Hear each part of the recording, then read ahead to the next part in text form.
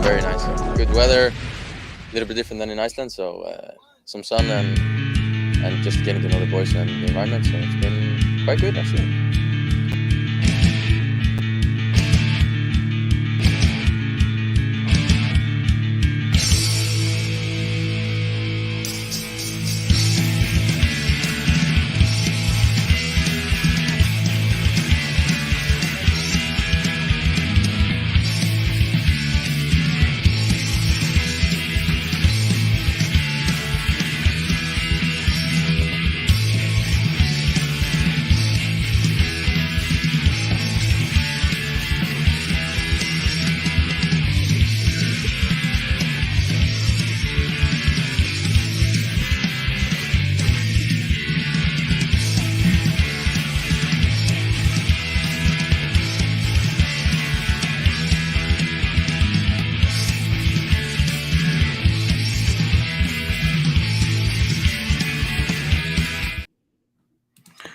Welcome everyone to Loud and Proud Orlando. It's Monday, February the 13th, 8:42 p.m. Thank you so much for being live with us.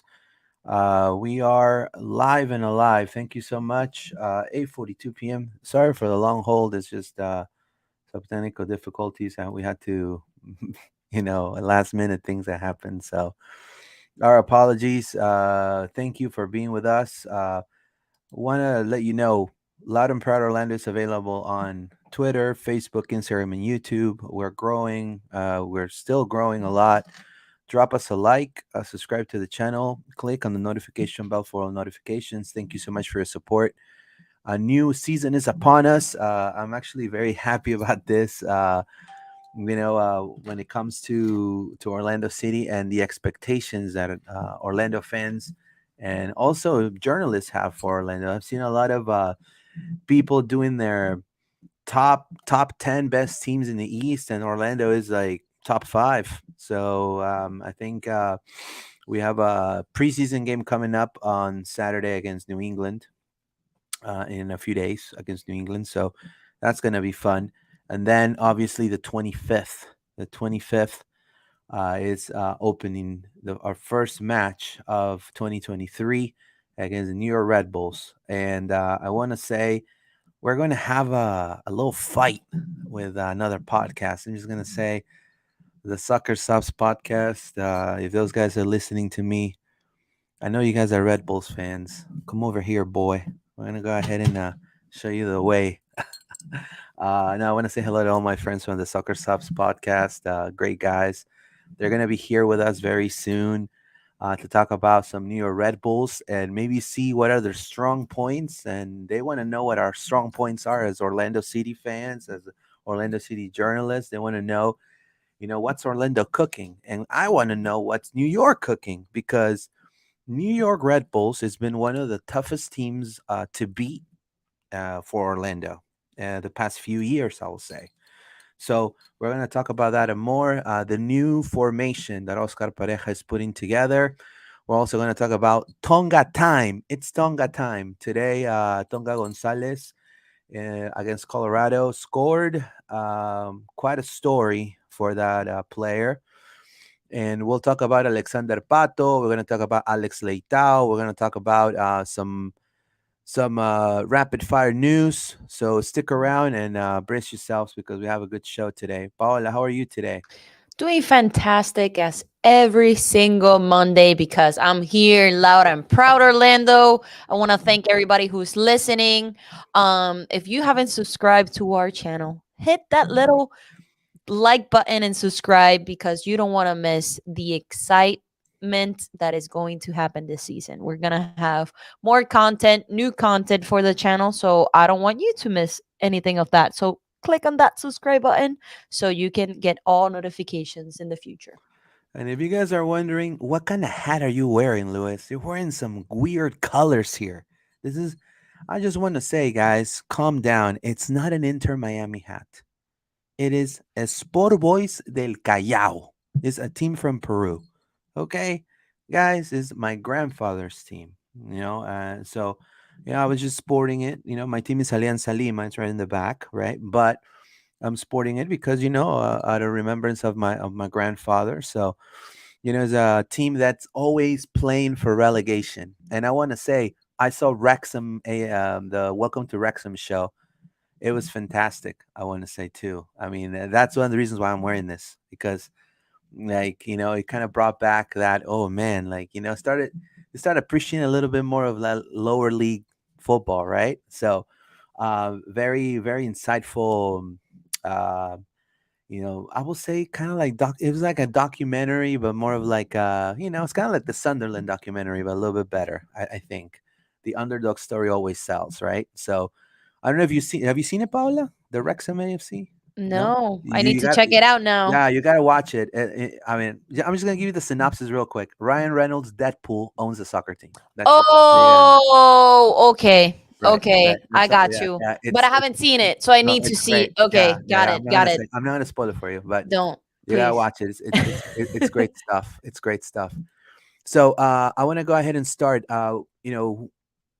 Orlando has a lot of things to improve. I think coming up the new season, our home advantage. We need to be stronger at home. I mean, I think that we've said it in this podcast many times. If you're listening, you know that that is true. And I think Orlando right now needs three areas that, in my opinion, are key for success. And let's start with your three, Paola. What are some things you would fix coming 2023? Some things you expect to see, and some things that you believe that happened last year that should not occur again. I will say goals. I need to see goals at home. Start winning at home for sure because it it's a 50-50 chance that yes, if we win at home, there's more fans that it will stay in the stadium. But at the same time, we secure a better position for the playoff for this season because this season we didn't have a home game advantage. We had to go to Montreal and play over there, and we lack in goals last year, unfortunately. So that will be my first. Second will be the defense. I'm a little worried about the defense there. If we can get um I don't know, a backup or something, but Wilder has been doing a phenomenal job at being a center back, and we can have that him as a versatile player that covers that defense mode. I will be fine with that. But I'm a little worried, and I'm looking forward for this Saturday's game because I'm going to see the formation and what Oscar Pareja is gonna bring to the table on Saturday. And then three, let me think about this one. Um, I don't know. I don't know. What are your thoughts? That's my top So two all right. in this So game. for me is we have a picture right now. If you're listening, you're not seeing it, but if you're watching, we have Jacqueline right here on our screen. Now I don't know if Jacqueline is going to be part of the first team this year. He did score against Colorado. It was him and Tonga Gonzalez who scored. But we need more firepower, in my opinion. So Kara needs to step up a little bit more. He needs to be more of a little more dynamic. Uh, and I think the three. So from the whole attack of Orlando City, I think it's spot on, and they can all play different roles, different positions, and they it should make it better for Kara to score. I'm just gonna say he's definitely this year is going to have more chances to score, I think, than last year. So I think we need to capitalize on the opportunities, not touch the ball 300 times and then not score not even one goal or one shot at target. Like that should not happen again. So, and I want to say one thing that is key is players getting used to each other and the way they're adapting. That to me is the first one. For example, Shaq, Ojeda, right? Dager, Dagurdan, um, Lissy McGuire, Duncan McGuire, my apologies, McGuire. How are those guys going to integrate the core that Pareja has built for the past 2 seasons? That is key.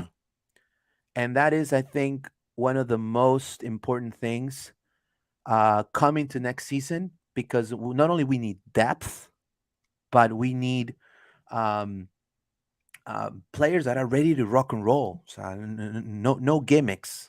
So I'm here to play the game. I'm here to make a difference, and that firepower and that spark, right? And we've gotten that spark eventually as the games progressed, but not from the get go. So I would like to see it from the get go. So coming against Red Bulls, I want to see the same pressing in attack, the same pressure they applied against FIU. I want to see the same thing done to the Red Bulls, a team that knows how to press offensively and defensively as well. Knows how to stay put. So tactically, I think Orlando, the players getting used to each other and adapting fast to Pareja system is going to be vital. What are your thoughts regarding that, Paola?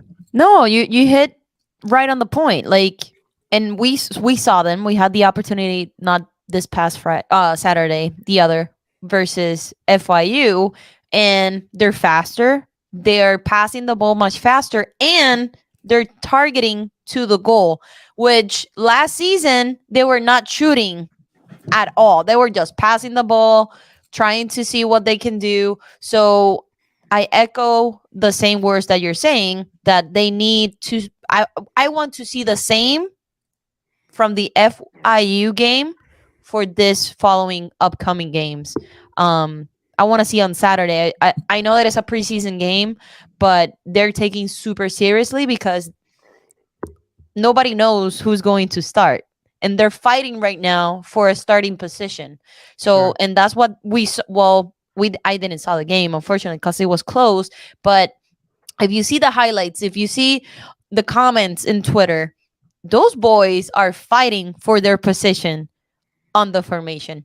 So I don't know if you agree or disagree, but No, I agree with you, but I want to also add, um, there's a lot of talent in Orlando. OC, I mean, and a lot of people are gonna say, "Oh, but OCB sucks, man." No, no, no, no, no, no. OCB has a lot of talent. I want to say hello to Brendan Hackenberg if he's listening. How you doing, my friend? He's a fantastic center back, and that goes to my second point: center backs. It's in my country this is arroz con mango. It's confusing what the center back position entails for Orlando City. And I think to be a team that has the players in attack to do the job, we need to have a core of players in the back that solidly can hold on because they're going to play against teams like Sounders at some point, Austin, Colorado, New England. So we're going to play against some Philly, right? And these are teams that the back line is the most important thing for them, and then the rest comes with whatever the system, right? For us, I feel like we're starting from the front to the back. I feel like we are really overpowering our firepower, but we're not really so much looking into the roles in defense. So I want to see more of a defensive presence of Orlando City. And when Orlando had a really dynamic defense, Orlando got far. They made the playoffs for the first time. They almost win the MLS's back tournament. So defense wins championships. I want to say hello to the Kansas City Chiefs, right? For that. So defense wins championships. The LA Lakers three-peat, right? With Shaq and Kobe, Robert Ory, Derek Fisher. Defense wins championships. The Houston Rockets with Hakeem Olajuwon. So I know there's a different sport, but defense wins championships. So I would like to see, you know, not to be relying on the injuries of Jensen and Antonio Carlos, right? I mean, this is a fantastic picture because he's thanking the people that have been important part of his recovery, right? But we should not see him out and out and then not know what to do and experiment with maybe Wilder. Now, Wilder, seeing him as a center back, I think it's a great option. But we've also, I mean, that's not his ideal position. And that's not he's a six or we'll say an eight, but I see it more of as a six, in my opinion, when he plays in the Peruvian national team. So Rodrigo Schlegel, to me, right now, he needs to be the best backup center back in the MLS for us to have some sort of depth defensively. That's for starters. I don't know how you feel about Rodrigo's role this year. I mean, we saw him last year filling the role for Antonio Carlos when he was injured in April against LAFC and he stepped up. And then at the end of the season, when Jansen went down, he was there. So the at the end of the day, he didn't get, rest when he was able to. I like Rodri when he's rested and comes from the as a substitution. But like you said, he needs to adjust. Not looking at the ball because I don't remember. I think it was against Nashville. He didn't defend. Like he Yeah. didn't So play. he attacks very well compactly. Hmm. So he he Exactly. he he adapts himself when Orlando attacks very well, but when he has to come back, Back. right, Exactly. right, when he has to run back, depending on his stamina, right, we've seen that he maybe runs a little slower paced and loses his vision and his position within the back line. Yep. I've seen it too. I've seen it too. So I think that's important, and we have to have the necessary tools to fix that, right? And And, who and are I those tools? feel, and I feel that Antonio Carlos didn't came back 100% No, after no, that injury. He was super slow. Like, and I get it because his injury was not, it was a hamstring, if I'm not mistaken. I don't remember. But coming back from an injury like that is not easy. That's first. Secondly, he was not on point and he was having a great season last season when the season start. And then boom, on April, unfortunately. And he's one of the few that he was not like injured a lot, right, right. and then boom, on April he got injured, and then when he came back he wasn't 100% like the season start. So I'm with you. I don't know how this with this new formation is going to play. We haven't seen Antonio Carlos yet in one of the preseason games. We saw Jansen. Thank God. Jansen is more. It has more speed in his legs Right, right. between Antonio Carlos and Schlegel. So, but we cannot rely 100% in one defender against the other two. So I'm with you. I wish I can see more Right, right. Williams from Yeah, Orlando B and Thomas. from Yeah, the Thomas first Williams. team. So Right.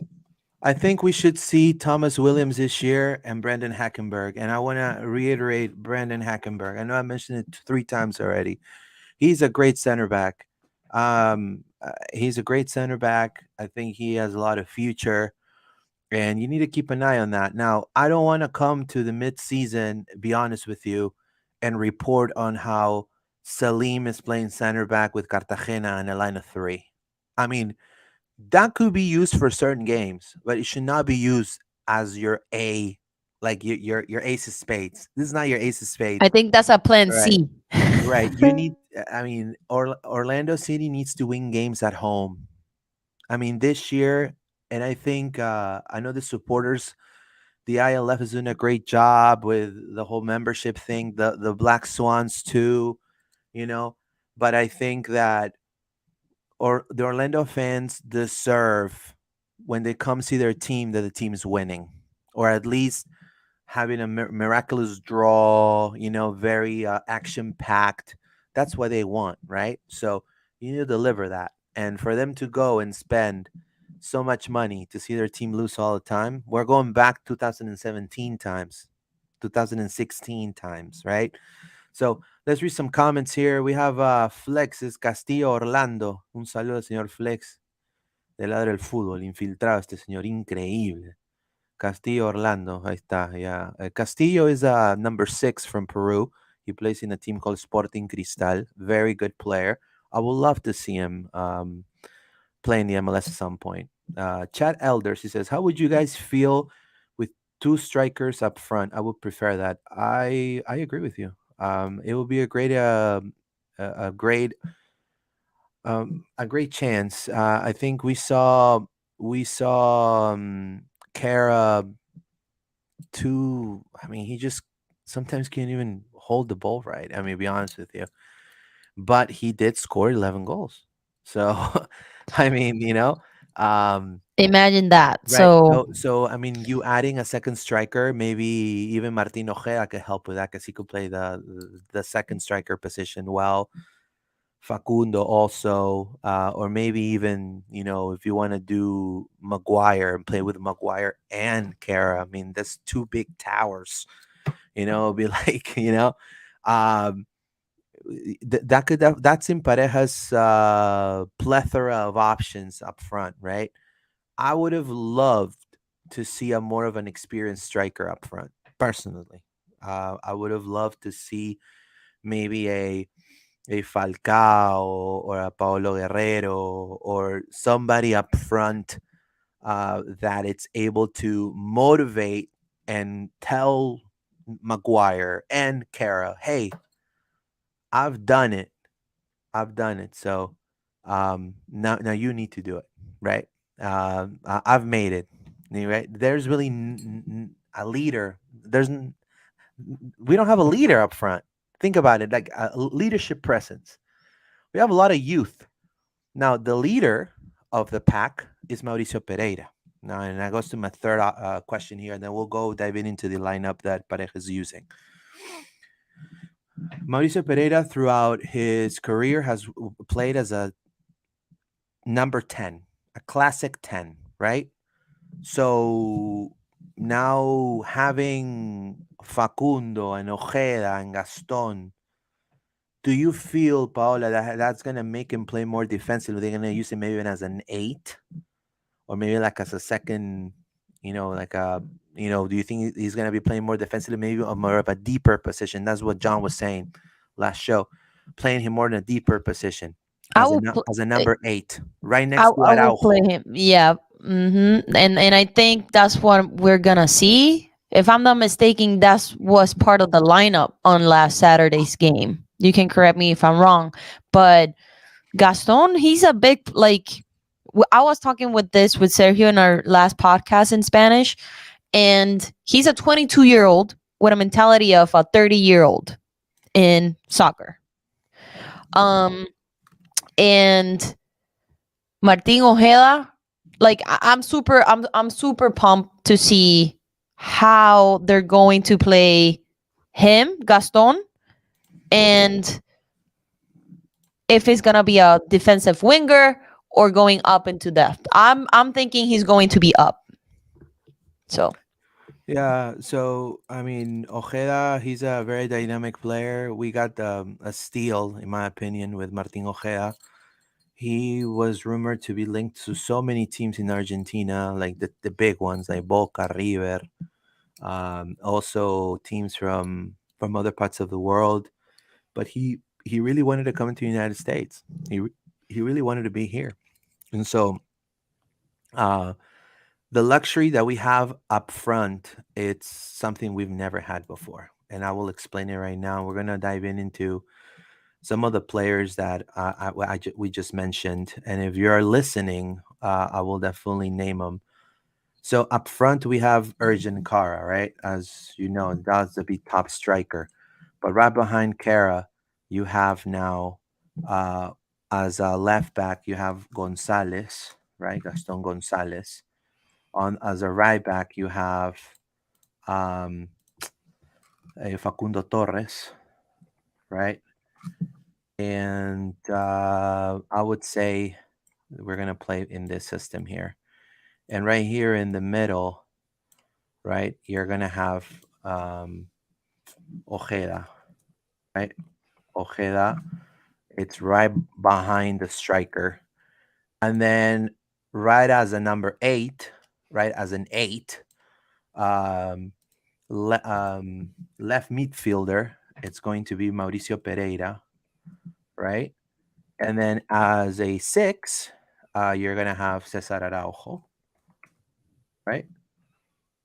And so the rotation that whoever is the striker, the rotation that we're talking about, it's important here. It's these three players, the ones that are behind the striker. So Gonzalez, Ojeda, and Facundo Torres. What they're gonna do is just change places.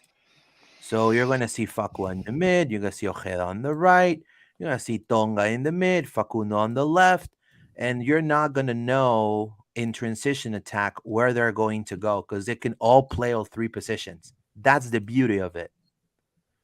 And so instead of having Mauricio playing behind the striker that used to put a lot of strain on him, and you saw him, sometimes going into the attack very deep, but not retreating back into defense.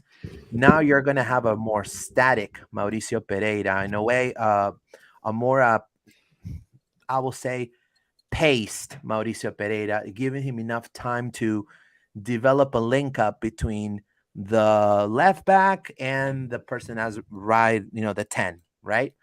So that is a luxury that you're able to do as well. If you want to have Mauri going to the left and Gonzalez retreat back defensively, you could do that You can. also. So those are the luxuries that Orlando in attack can do. So that's why I kind of feel, and this is just my opinion. Again, this is not the club's opinion or what the club decides. Again, Pareja is the coach, not me.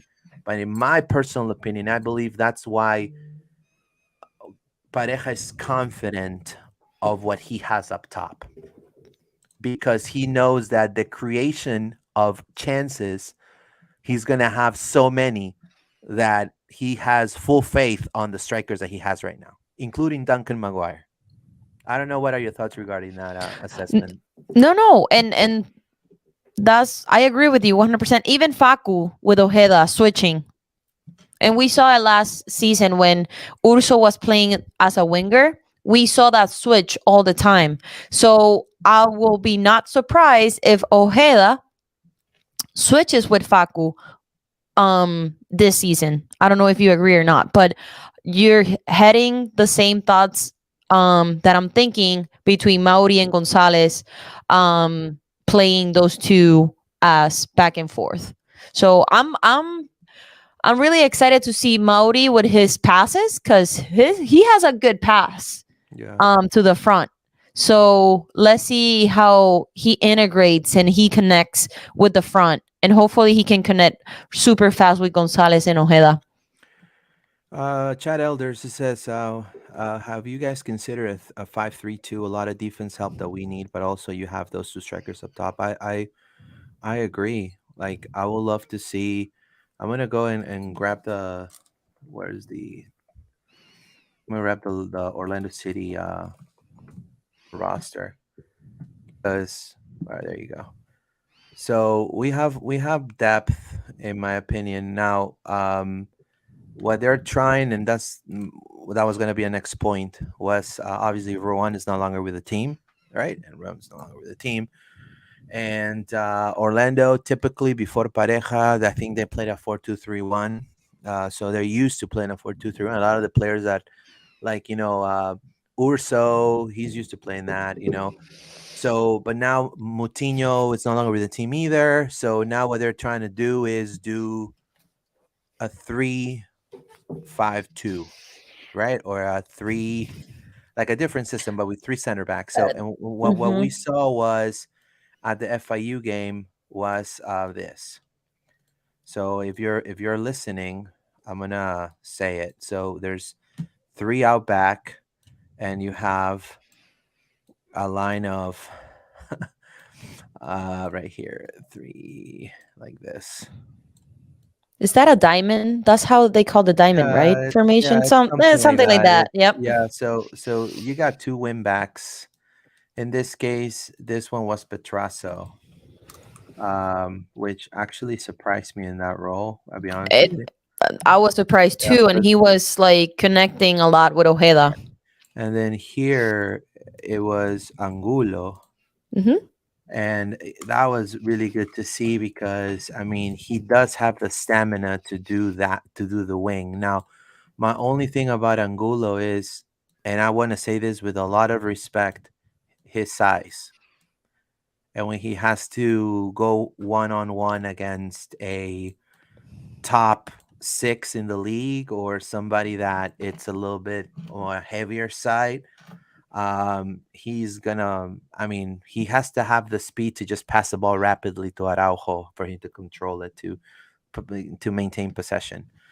So I think that that's what they've been doing, right? So, and who were the three backs? So we saw Salim right here. Salim, right? Salim, you know, Salim, which he did a really good job too. We also saw Wilder in the middle. Wilder Cartagena, which was very surprising, right? And I mean, right Schlegel. here, Rodrigo Schlegel, right? So this is the type of now. What does Cartagena? So a lot of people are going to say, and I'm going to try to narrate it so people understand. Exciting, right? So why these three? Because when they go into transition attack, so when they go up on a counter, this is going to open up like a hand. It's going to open up like this. And so you're going to end up with Araujo retreating, Mauri maybe going more up front, Petrasso being more compact right behind Ojeda. So that way you don't lose. You see, there's no spaces around. And then, okay, Cartagena grabs the ball and boom, he's an eight right there. He becomes an eight. So his position is going to be to switch back and forth from mid center to an eight.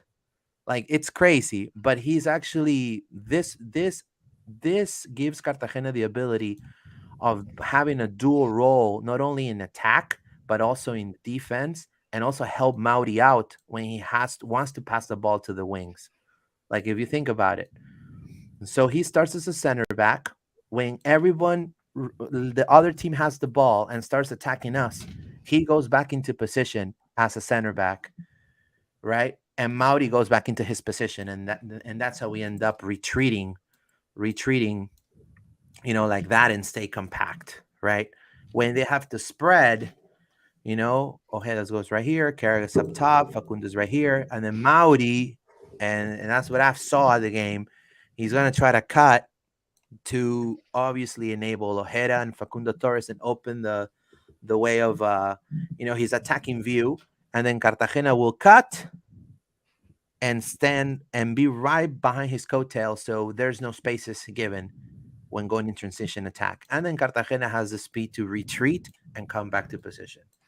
So I think that's a very smart move tactically by Oscar Pareja. I think, I mean, he believes we have the players And look, if Angulo and Petrasso are getting that job done, I mean, I saw Salim. I mean, I know it's FIU. Let's see what they can do against other teams. But I mean, honestly, there's a lot of versatility in different positions for Orlando City players. I don't know, what are your thoughts regarding that, Paola? No, I'm 100%. But we saw different players this week, and I don't know if you want to put that formation in so Sure. so people can visualize. I think Angulo was playing the same position, if I'm not mistaken. Right. Cesar as well. Wilder was in the same position. Right. Mauri on the same position too. We didn't saw Petraso. We saw Gaston on it. Gaston Gonzalez. Well, Si- that's great because now in Argentina, in Unión de Santa Fe, he played as a left wing. Now, because of the Argentinian league is a league, and I'm going to say this with a lot of respect. They're a league that obviously there's not a lot of investment happening. That's why a lot of their best players are leaving, but they're still technically and tactically, and obviously because they're a CONMEBOL, they play Copa Libertadores, which is a higher level tournament than Conca Champions. And I'm going to say this with a lot of respect. He can play that defensive role too, because he's forced to in Argentina, because the level is higher. The Yep. soccer level is higher. So go ahead. Gaston was there. Mickey Holiday Mikey was Holiday in instead of Salim. Angulo. Oh, instead of Yeah, yeah. Salim. There Okay. you go.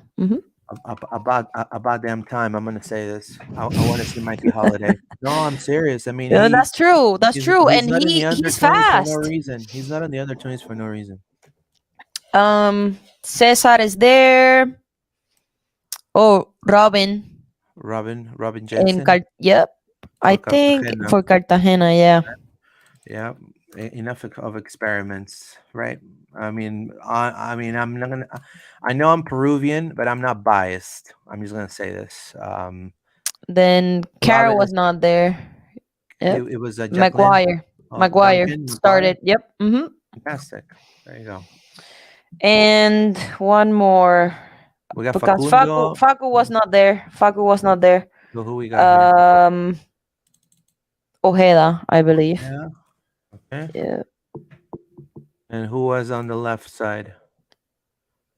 I'm trying to see who I'm missing here. Let's see. I got Duncan, Martin, Mauricio, Rodrigo, Angulo. Angulo. I think Angulo was there already. Gaston. 3-5.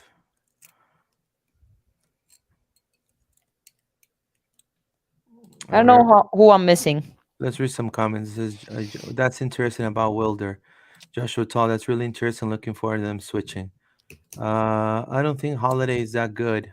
And I also feel that we still need a right back. Don't get why we didn't go for Santi Arias. If we are going to make Holiday the right back for us and for the future, then we still should have gone experienced right back like Santi to help him out. Well, I agree with you. In a way, I would have loved. I mean, Santi Arias, and I would say with all due respect, mediocre career in Europe. Atletico Madrid, playing for Simeone, a player for. I'm not a Simeone fan, I'll be honest with you. But he definitely should have left Atletico a couple seasons earlier. I think here in the MLS is going to excel tremendously. And yeah, I agree with you that we should have gotten a right back with a little bit more of a name and experience. Juan Cuadrado was available too. La Roca Sanchez was available also. So many players that were available, even for but again, Orlando's trying to see it in a different way. Low risk, low risk of injury and a high reward. That's how the way they're doing it now. Holiday, we need to see what this kid's about because he's playing under 20. So if he wants to make it to the national team, he's gonna have to ball out. And if he doesn't ball out, there's another thing that it's a huge thing for Orlando this year. You have to pull the plug if it's not working, and you got to do it right away. You can't just wait. because when you wait, then that's when you lose games, and that's when you gotta know your people, and you gotta move them fast. So if he's not working in that position, like bench him, put another player in. I mean, it's Orlando should not be just you know Orlando should not just be expected, just being so drawn in into saving a kid's career. They gotta just be winning. I just want to win. Right? I want to win games, win for my fans. So, Seth Antonio says, "Los Jimenez ruined Santi." Yep, that's right. I agree.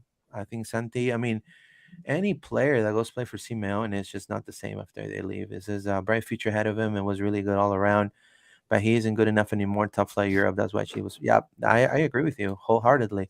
And not only that, I will say Cincinnati has gone a steal, and now they have one of the, in my opinion, Brandon Vasquez is a great striker, and now he have Brandon Vasquez up front, and they have and I know what Santiago Arias is going to be. He's going to be a vocal leadership presence for Cincinnati. He's gonna be vocal. He's gonna be telling them, "Hey, stand this way, like cover this way." Like he's gonna show them the way. Whoever is playing the three out back that Cincy plays all the time. So definitely a good move by Cincinnati. Wish we could have gotten him as well. I think it would have been a great move. So a lot of versatility in Orlando City. I think for the first time in a while, especially in attack, a lot of switching positions. So let's read some comments and see what people say. It says that's an interesting fact about Wilder. Yeah, and to just add in about Wilder Cartagena, and I'm going to say this: he needs to ball out this year. He needs to ball out this year. This year needs to be his year. If it's not his year, he's not going to make it to the Peruvian national team. He's not. There's another kid. I think this kid Flex just mentioned him, Castillo. He plays for Sporting Cristal. He's a fantastic six, fantastic number 8 and 6. He plays both roles perfectly. Big guy. I mean, better built in my opinion than Cartagena when it comes to physicality. And if he sleeps on the job, he's gonna lose the gig in Peru. Because Reynoso's already eyeing him. It's already like checking on him, making sure the kid's good and performing, and he's a starter right now in the Peruvian league. So Cartagena needs to ball out this year, and I hope he gets that chance. It says, "What do you think would be a good signing at right back? Not many that are on a free like Arias was. We need experience, but also someone that wants to be here, not someone looking for easy money." I mean, that's tough, Seth. That is tough. That is tough. Money's everything, unfortunately. But Nani came for money too, and look what Nani brought to the city, right? I think a lot of players come for money. uh, but you're right. I would have loved Juan Cuadrado. I'm talking about Colombia, because he has played top level, and just like Nani, he maybe needs a league to showcase his talent that is he's not going to have that much pressure, and that's what the MLS brings you for players on that caliber. Another one that would have been great, maybe bring back somebody from that is not doing so well in England, right? Somewhere from Brighton, from West Ham. You know, uh, I think Orlando has the money to do that. I would have loved to see maybe um, a Paraguayan national team player that plays in Olympia. Like, so there's so many players that they could have gone and scouted. Veteran presence, Yoshi Yotun, that he could play that left back position too and play the 8. And they know him. There's a right backs in Peru too, from a different other team. So there's so many options, but definitely somebody on a free like that. I know it was a hard thing to pass. So good for Cincinnati, but Collins. I'm just kidding. See, Callens could have been that. There you go. Now Callens wanted top money. He wanted to be a designated player. And in the league, there's not a lot of center backs that are designated players, except if you're like, Chiellini, right? um, but you know, did he deserve the designated player money for New York? Of course. And what did New York do? Oh, we'll send you to our partner. It's Europe. It's You're gonna play in Spain, but it's we own the team, but you can play there, right? So it's cool. But Collins would have been great too. So this kid Abram that was just signed by Atlanta, great. He could play the left back and he could play center back, right? And how So old is he? He's young, right? yeah, he's 27. 27. Okay. Yeah, he's not that bad. He's not. He's actually. I mean, right now, you know, right now, a lot of the teams are getting very compact on defense. So, Seth Antonio, is there any news in Orlando wanting to make new signings, or they're trying to make a good tight knit squad with a lot of the same players as starters? We need way better depth than last season. Yeah, we do. I think we have a lot of depth in attack. Just defensively, I think we need to go a little more, a little deeper. I think they feel like this is the team, right? Let's see what they have, right? Again, let's see against the Red Bull. So that's why it's good for you guys to stick around, and the we're gonna invite Red Bull analysts coming to debate with us against how's Orlando gonna line up and how's the Red Bulls gonna line up on February the 25th. We're all very ready to and eager to get that going. So And I before think on oh, go ahead, Luis. Go no, ahead. no, go ahead. No, go ahead. Go No, I ahead. was gonna say like for this Saturday match is going to answer some of our questions that we have been asking ourselves on this preseason because it could be a possibility that that's the starting lineup for next Saturday. So for the 25th. So let's see. Yeah, definitely. I want to encourage everyone to go into our Instagram account. It's called LPO underscore podcast. 952 followers. Let's get to that 1K and celebrate. We're gonna do a giveaway once we get reach 1K. Here's our staff. I know we have our two photographers are joining too in the next few days. They're sending me their pictures so I can edit them. Um, some rapid fire, obviously. Juninho, he's already in Orlando. He's going to be an OCB as Vasco da Gama player. Important player, I think. They're trying to boost OCB. I think they have a good chance this year. Let's wish him the best. I think he's going to be a dynamic player. Unfortunately, Victor Yang is no longer with Orlando City. No longer with Orlando City B. He signed with Cuiabá, which is the 16th place in Brazil Serie A. He is no longer with Orlando City. So I do want to say that. And everyone knows this guy, Alex Leitao. Alex Leitao, according to journalists, fellow colleague Pedro Alburquerque, Botafogo is in the final stages in potentially hiring him as a CEO of Botafogo. Um, and obviously, Alex Leitao had a spell in Orlando City, you guys know. And I think he did what he could, right? I think with what he had and what he was, told to do. But I think this is going to bring a gap between, and I hope this happens between MLS and the Serie A Brazil. I hope we started getting those Serie A Brazil players to Orlando. It would be great. Botafogo is a big team over there. So it's not just any team. They have a pretty big torcida. So definitely expectating what can Alex Leitao bring to the table for Botafogo. So, and again, we also are, I know that we're like completely out of time, but um, I'm going to do here. This is, um, we're on TikTok too. We have like one video. We have like one video, We're gonna do but better. We're I gonna do promise. better. You're not gonna see dancing. I'm not a good dancer. I can sing, I just can't dance. But follow us because we're gonna be putting out a lot of the stuff that I do or when I report for the team is gonna be on here, like Angulo when he spoke with us after the game against FIU. It's right here. So just follow us on TikTok. Also, that's what you consume. And then no, just excited for what's coming through the new season. And again, I wanna before we go, I wanted to go ahead and tell you guys, Orlando Pride fans, we are ready to open a section and a podcast in Loud and Proud Orlando for Orlando Pride, and we want to.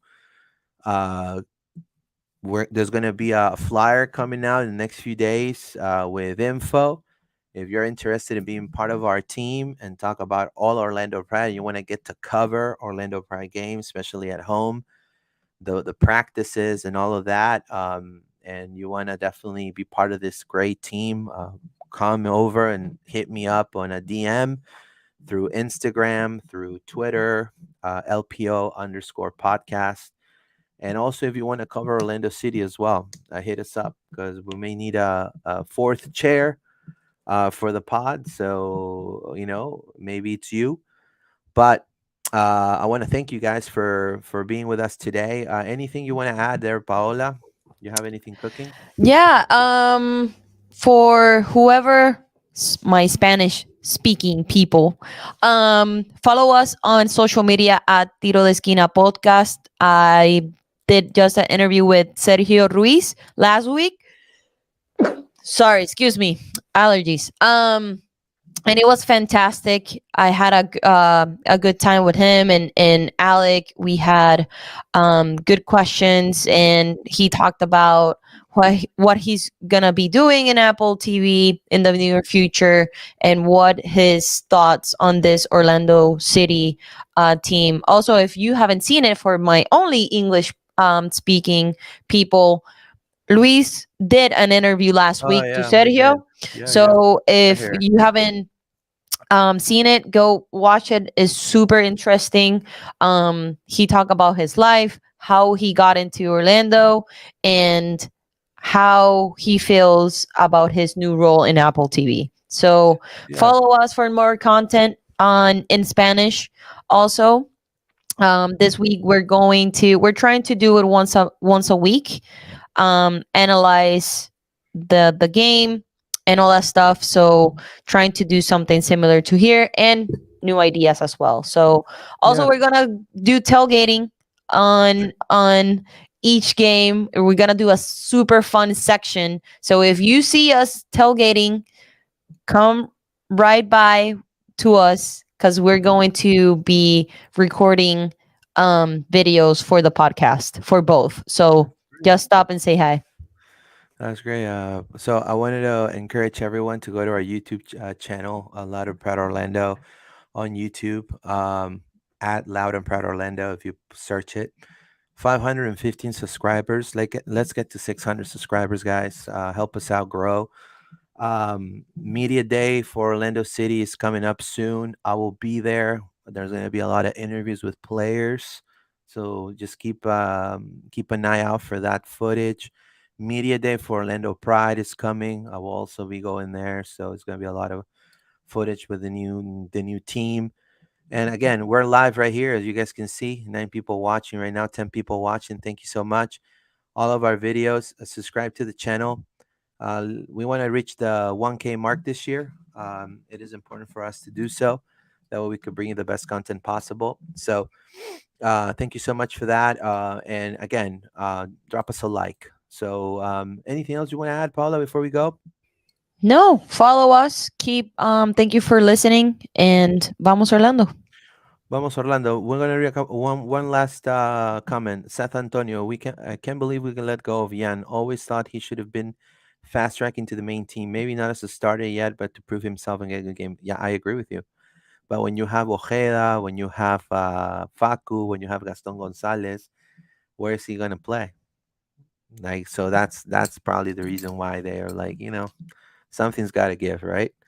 So, but I totally agree with you, Seth. Thank you so much for watching the show, Seth, to Seth, to Joshua, to Jim D, Chad Elders, Flex. Thank you so much for watching us, and vamos Orlando. Take care, guys. Vamos, Orlando. Take care.